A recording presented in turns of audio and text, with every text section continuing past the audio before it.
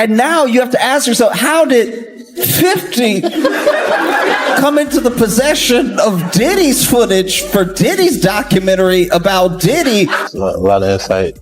And, this documentary is about people being able to tell their truth or tell their version of the... For years, Katt Williams was brushed off as loud but lacking substance, a perception that began to crack after his January 2024 Club Shay interview, when his remarks started lining up with unfolding events. The tone had shifted. This wasn't performance, it was confrontation, aimed at power structures, enforced silence, and an industry designed to shield itself. Not long after, 50 Cent released Shock Holmes, The Reckoning, a documentary that highlighted long-whispered patterns while deliberately steering clear of certain influential names. That moment reignited attention around Katt's earlier warnings, particularly his reference to 7 figures beyond reach. As legal pressure surrounding Diddy intensified, audiences began connecting the signals, recognizing that Katt may not have been exaggerating at all, but pointing toward a deeper, system-wide reality that was only beginning to surface. Comedy Jam 25. It's good to see so many funny people together in one room, all wondering the same thing. It's Katt Williams. Def Comedy Jam 25. The room buzzed with legends, laughter echoing off the walls, but beneath the noise was a taut tension, everyone silently asking the same question. Would Katt Williams actually walk through that door? Got this audio from Suge Knight. It's from his podcast with Dave Mays, and he's speaking on, Tupac and Snoop being cool and how, after Tupac got killed, Snoop started hanging out with Diddy. And, he also speaks on how, Snoop, he did the Steve Harvey show with Diddy after Tupac got killed. Check this out. Okay. It's downloading right now. Then you look at the scenario how everybody used Pac to make their stuff famous or make their project better. You got people who use their songs for Pac and tell them how much they love Pac, but they do songs for Puffy. You got Steve Harvey, old bit that, this motherfucker telling, well, Pac going to everybody else. He brings Snoop and Puffy on there and say, these are dudes who's running this in the East Coast, West Coast. What's up, Snoop? What's up, huh? Hey, whoa. Wait a minute, fellas here. Hold up. I know all about this East Coast, West Coast rivalry thing here, but we in Chicago now. This rivalry stuff, we gotta stop it, man. We stop that, we stop a lot of this violence. Yo, Steve, check this, man. All that East Coast, West Coast stuff is a bunch of media hype. It's been my dog from day one, you know what I'm saying? It's all good between me and him. That's my peoples. For real, that's what we came in for. We came in and light it up and ride it up. We make music. Now, Pac, if you love Pac so much, how you with the mother they got something to do with the first get down that happened to Pac in New York, then the second one. What you think about Suge comments? And I never asked you this before, but did you have an issue with Snoop hanging out with Diddy after Tupac got killed? I always felt that was wrong. I'm gonna just keep it real. I'm talking about from that, like now, okay. You know what I mean? I'm 46, Snoop probably early 50s. If he figured out now, he might go by the opinion like, okay, Puffy had nothing to do with Pac. We grown now. If he want to be his friend, no problem. But back then, that was just awkward. You know what I mean? And the reason why it was awkward to me that I never even like it because you knew how Pac felt about this. The message was clear. Diddy wasn't acting in isolation, and layers of influence existed that made direct challenges risky. Katt never released a list or explicitly named all 7 figures, but his implications were enough to spark relentless online theorizing. As always, the internet filled in the gaps on its own, pulling prominent names into the conversation, one of the most frequently mentioned being Snoop Dogg, a reflection of how quickly speculation spreads when details are left unstated. Fans pointed to years of public interviews, jokes, and archived clips showing overlapping social circles, not as evidence of wrongdoing, but as context fueling curiosity. None of the circulating claims were proven, yet questions grew louder about why certain globally recognized figures never appeared in the documentary. The prevailing theory was simple. Mentioning someone with immense cultural reach could provoke backlash far beyond entertainment headlines. As a worldwide brand and icon, Snoop's influence highlighted a broader reality, That visibility and power can make some names far more difficult to approach, even in conversations about accountability. T Awards went off without a hitch last night. A sense of that there. No, inside everything was fine. Outside everything was fine. And Kevin Hart decided that he was going to make jokes about, well, I mean, he's the host, right? So you have to sort of roast a little bit about someone who's in the audience because, well, this person is in a prison, actually right now sitting in a courtroom, and that's Diddy. Yes, he didn't say his name, but it was very clear to everyone who he was talking about here. Watch the reactions in the room. Diddy was a big part of this culture. You know, right. His after parties, were a part of the BET experience. So, life comes at you fast, but, Kevin had to address the elephant in the room. By the way, we should say the Diddy after parties that happen after award shows, that's not what the trial is about. Those weren't freak-offs. The trial is something separate, but still, nobody wanted to be seen as laughing. Kevin Hart's name surprised many, especially as chatter turned toward his early career ties to events known as Flavor Camp. These gatherings, tied to Diddy, were widely presented as industry showcases for rising talent. But over time, they became a focal point for speculation about the behind-the-scenes networks shaping careers. What once seemed like opportunity now sparked debate over how deeply influence and access intersected, leaving audiences questioning how much of success was earned versus navigated within powerful circles. Oh, with Kevin Hart. I don't know, man.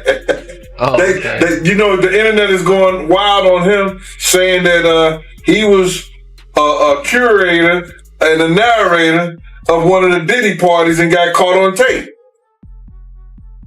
You hear that? Wow.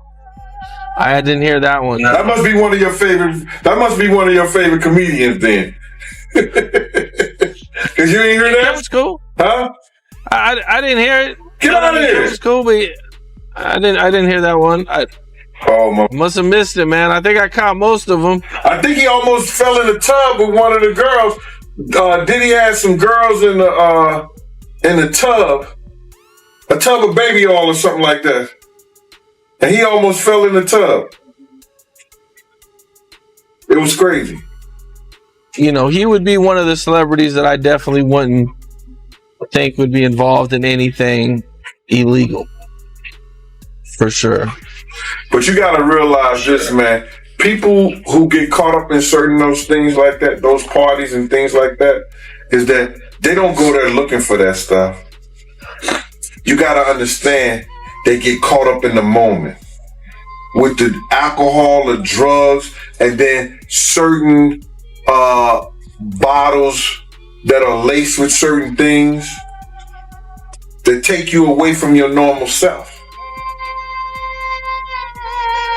And you end up probably doing something that you probably never do again in your life. You'll never get caught up in those things ever before. There are a lot of celebrities that go to these parties like this. And they not only Diddy parties. I went to a party before and You Can't Handle the Truth and King Kong Ain't Got Nothing on Me was at one of those parties. I was bodyguarding one of the girls. So what I'm saying is that it's rampant, and this was years ago. This was over 20 years ago.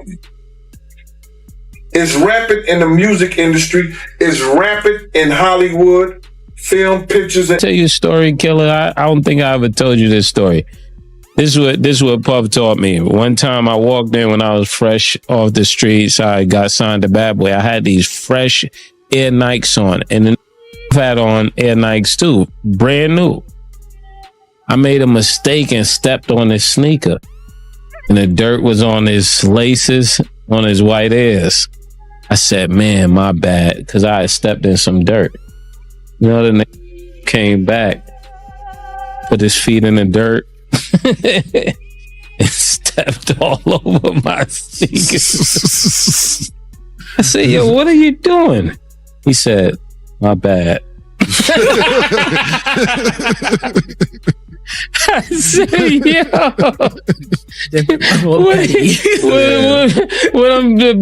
The moral of the story is, nobody just want to hear you say, yo. Fans started digging into Kevin Hart's early routines. And while nothing indicated any wrongdoing, some jokes struck differently in hindsight, raising fresh questions about what he might have seen or experienced. Online speculation swirled, noting that even mentioning his name could trigger major legal and business complications given his extensive projects, contracts, and studio connections. No confirmations ever surfaced, only a conspicuous silence that only fueled curiosity and kept the conversation alive. So Mace was told the day before the incident at the celebrity basketball game that someone was coming for Puffy and Biggie. In another line that Mace said that caught my attention, man, was him saying that never found the killer. Why is there? How do you feel about him saying that? Because it sounds like he's referring to Biggie getting killed in LA, and Puffy, he's currently living in LA right now. And why does he feel so comfortable living somewhere that Biggie got killed at, knowing that they never found the killer and the murder is still unsolved? Well, on all honestly, brother, you would have to ask him that. You know what I'm saying? But if I'm looking at it like that, then I know, you know, those mansions are heavily guarded, one. Two, he wasn't getting the love that he would get. I don't think he's getting love in LA. I don't know. He said he owns LA, he runs LA, he runs Miami, and he runs New York. So by him running LA, as he say he does, I would feel comfortable too. You know what I'm saying? If I knew for a fact that the person they got, and that was enough to call back all of everything, I would feel that comfortable too. But I wouldn't live there. I wouldn't go there. I'd do business and get on out of there. If I was still afraid, I don't think he may have not ever been afraid. You understand? Because he never acted like he was afraid for whatever reason it was. I can't pinpoint it myself, man. Hey, what's up, King Son? Man, you doing it, man. You deserve it, Daddy. You putting in that work. Proud of you. I love you. I appreciate it. Yeah. Maze might have been the quietest name dropped, but his history with Bad Boy Records speaks volumes. Public contract battles, visible frustration, and a sudden withdrawal as allegations around Diddy emerged. Many anticipated him to break the silence, yet he didn't, and that restraint became a narrative in itself. Some fans suspect he knows more than he's ready to reveal. Others see a man simply protecting his peace. Speculation swirls that his ties were too personal, too entwined with the inner circle, and including him could have opened doors that, once cracked, could never be closed. Knew back in the day that Meek Mills and Puff was a little too friendly. Anytime two rappers or two people in the industry come dressed up alike on more than one occasion, listen here, man. My dudes in Philly, I got some real strong dudes in Philly. They don't play that. And they probably embarrassed for the fact to see that Meek Mills, one of the street guys that came out of there, got caught up in this Hollywood, whereas that he's dressing like Diddy, hugged up with Diddy. I think that Lil Rod know a lot of, but I know this. Two men dress alike, it's just like two men laying down. When they both get up, they both homos. And that's real talk, bruh. My man, you go to a party, dog, and the nigga got the same shirt you got on, I'm taking my shirt off. I'm walking around in a t-shirt. And then, not to blow Meek Mills up out the water or anything like that, It was said that they checked his Google search and all that, and he was searching for some online gay porn and all that. Oh, wow. Crazy, bro. But listen, those are what, you know, it's crazy that money, that lifestyle, and you trying to fit into something get you. These guys never set out to do all this. Meek Mills, when he got into the game, he didn't set out to be questioning about his manhood with Diddy. But he put himself in that position. Like, you know, where we hanging out and what we doing, we can't really disclose, but it's definitely a 15-year-old's dream. You know, I have been given custody of him. You know, he signed to Usher. I'm signed to Usher. I had legal guardianship of Usher when you know he did his first album. I did Usher's first album. I don't have legal guardianship of him, but for the next 48 hours, he's with me. So Meek Mill's name surged into the conversation after an audio clip surfaced online, sparking heated debate. Some brushed it off, others treated it as serious, and while Meek denied any wrongdoing, the controversy refused to fade. Online speculation pointed to a likely reason for his absence from the documentary. Naming him outright could have threatened the entire release, inviting legal battles, defamation claims, and an uncontrollable media storm no platform would risk. To many, this became a striking example of content being trimmed for protection rather than truth, a reality viewers sensed long before it was ever openly addressed. Bootleg, yo, they don't even bootleg no more, man. So it's going to be hard to figure it out if it does exist. Do you believe the guy in the tape is white? If he's bigger than Diddy and he's not none of the names that I said, probably so.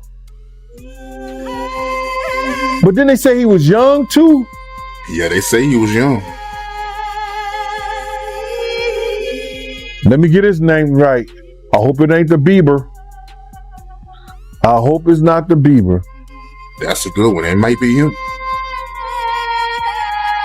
But if they saying that the guy is young and he's an A-lister, I can't think of that many black people, man.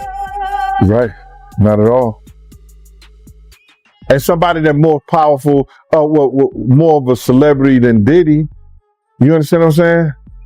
If they were saying somebody that was more celebrity than Diddy, he was an A-lister, he was younger. You know what I'm saying? And if he's not black, it would have to be the Bieber. That's his name, Bieber? They said I got that wrong too. Justin Bieber, allegedly. I don't know, bro. Right. But when you heard the news that Diddy, he had a tape with another man, did that catch you by surprise or not? Well, all this is by surprise to me. A lot of this is by surprise to me, to be totally honest, man. Because I knew Puff. I knew Puff Daddy. I knew Diddy before he was Love and Brother Love and back to Diddy. So, no, but the diddler, he's the diddler now. A lot of it's surprising, but it's not unheard of. Because you hear of all kinds of shit, and whether it registered with you or you internalize it or something like that, that's a whole nother story. But a lot of this stuff is crazy. But this is the world. Perhaps the most delicate names were Justin Bieber and Usher, both linked to Diddy early in their careers. Old footage and interviews resurfaced, casting moments in a new, unsettling light. Justin's emotional responses to paparazzi years later only amplified speculation, raising questions about whether some young stars were shielded at the cost of their own well-being. Many viewers now see the documentary's omission as deliberate, not because the story lacked relevance, but because exposing potential victims publicly could do far more harm than good. Their names remained unspoken, a quiet boundary between accountability and protection. Ray J, Clive Davis, how are they all connected? I want to say Diddy, but I don't. We're going to be going through all of those possibilities. Oh, okay. I wasn't supposed to answer. Okay. And when we started LA as a Graveyard, then, it was like, okay, we can't just say that anymore, especially after I took them up to 35 for us to film about what happened in Mo there. It's hip hop. Yeah. And that's going to be moving on to Tombstone. Okay. And we'll be going through the unexpected, unusual deaths, unsolved murders, mysteries, things of that nature, things that I know, things that I'm directly connected to. We want to create this aspect because we want to start teasing people's minds into wanting to get these crimes solved, because the truth is, it seems like the hardest murder to solve in America is a rap murder. They just don't seem to get solved. Without question. That's a problem. Without question. Because we got over 35, 40 years of hip-hop homicides. Yes. How many of them get solved? They created a whole show. Yeah. Unsolved hip-hop mystery? Are you kidding me? Hey. I have to ask you, you mentioned Clive Davis. They just showed him recently walking into somewhere, and they asked him about Diddy, and he said who? Is that old age, or does he not? They're not in the same world, or they're in the same world, but they're not cohorts. After Shock Holmes, the reckoning dropped. Fans immediately zeroed in on Diddy, while the deeper questions, who funded the events, booked the venues, attended year after year, or signed off on it all, slipped into the background. Online investigators compared it to past industry scandals and spotted a familiar pattern. One figure becomes the symbol. A few explosive details emerge, but anything tying together multiple powerful players is quickly dismissed as unverified, dangerous, or off-limits. The story narrows, not for lack of truth, but because the system protects itself first. People have been talking about for some time now. Alex, let me begin with you. The docuseries is entitled Sean Combs, The Reckoning. How is this one different from the others that have been out there? Well, I think that the biggest marker of what makes this film or the series different is how much time we took into putting into the making of the film, doing our due diligence to get the right voices, to the table. This is a series that spans over 30 years. So just by covering that much time, it took a lot of time for us to dig in and to kind of make sense of this story and to put this timeline together. Yeah, and there's like some never before seen footage that I'm going to talk to you about in just a moment.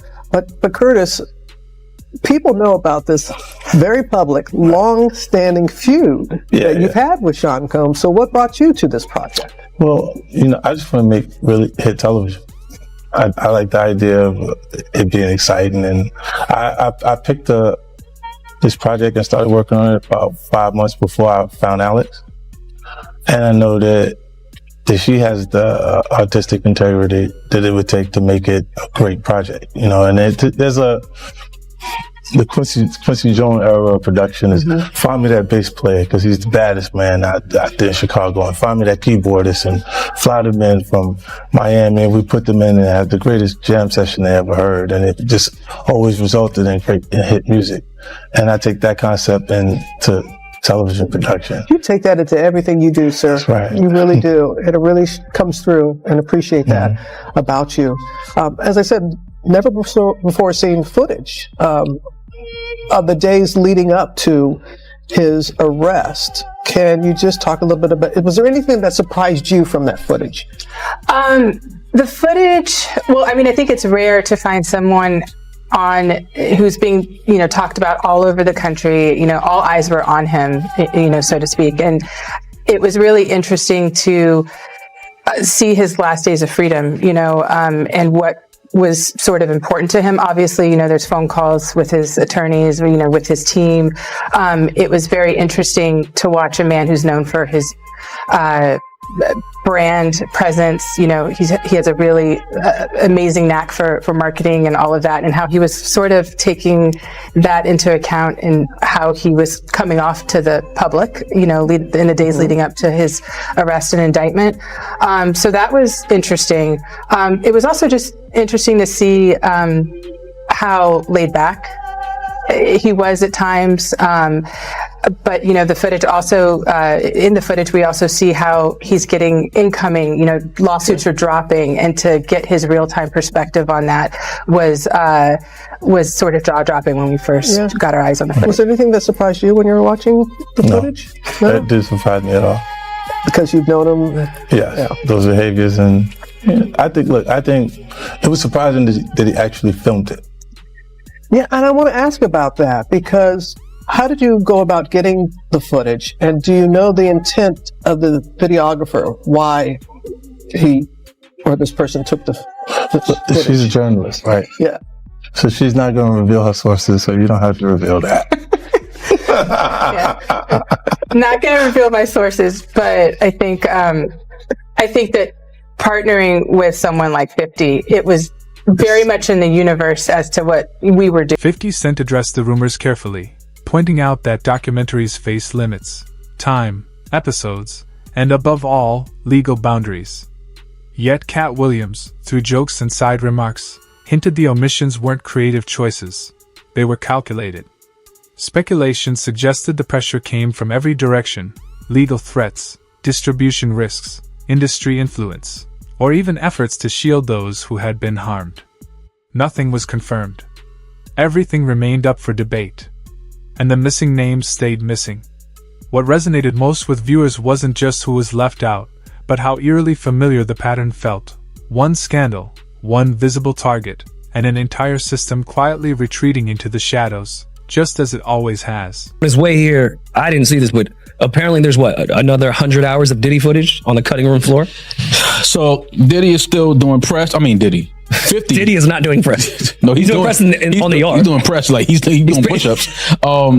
No, 50 is still doing press, and obviously with the success of the Reckoning documentary, he's talking about this more footage. There's 140 hours that he has, and each episode was only maybe an hour, I think. There's 4 episodes, so there's at least 130 something more hours that he hasn't edited or produced. And he's saying that he may put it out on YouTube, just to put it out there, like on his 50 Cent Devo page. I don't know if it'll be on his page, but he just said, he doesn't know if he's going to release it with Netflix or through Netflix. He might just, put it out on YouTube or wherever, some other platform. But the one thing that he said that was interesting is, he said, because you see people out here trying to, say, oh, the documentary can paint a narrative, this and the third. And his words were, if you see the rest of this footage, there will be no more, kind of like, oh, you can paint this narrative. It's pretty clear cut, the things that are being said in the documentary, the things that he still can't believe Puff, because he says that a lot, like he can't believe Puff actually recorded all of this. Yeah. But so why does 50 not put that, if it's that damning and that crazy, why not put it in the doc? I don't know why. I don't know why he didn't put it in the doc. Maybe, the stories, maybe he had more people that he would need to interview and have sit down for the documentary to kind of go through those stories that are in there. It could be a number of reasons, but the fact that he has over 100 hours of footage of, personal footage and things like that leading up to the case, because the story is Puff felt like he was going to win the case. Yeah. And that this was going to be footage for his documentary that he would have released. The redemption. After the trial was done and things like that. So, the amount of things that he probably was recording, just going off of the fact that he felt like they were going to win the case. Yeah. This is my footage and these guys aren't going to put it out. Yeah. Like all the crazy shit we're going to take out. Right. But even I did see who I think was the director of what Diddy was trying to do had mentioned that he was on vacation or was out of town and had someone fill in for him. And that's the only footage that made it to the doc because that guy sold it. So maybe that director didn't pay the person to fill in, so he owned the footage and was able to give it away. But maybe all this other footage, 50 doesn't have permission to put out. Like, okay, he could have it, but the director's like, no, this is my footage. Like, you got the other, because I had my man's fill in for me for 3 days, and he has that footage now. Right. So maybe that could be it. But I mean, I don't know. I feel like 50 is so petty that if it was that crazy, he would have just put in the doc. But who knows? I don't even want to speculate what is on the 100 hours. Yeah. After Lil Rod telling me what was going on, I don't know if I want to see it visually. I mean, you know, and for 50 to say the footage that's on there is it leaves no more room for, you know, people to kind of say, oh, you know, the narratives are being created, it's false.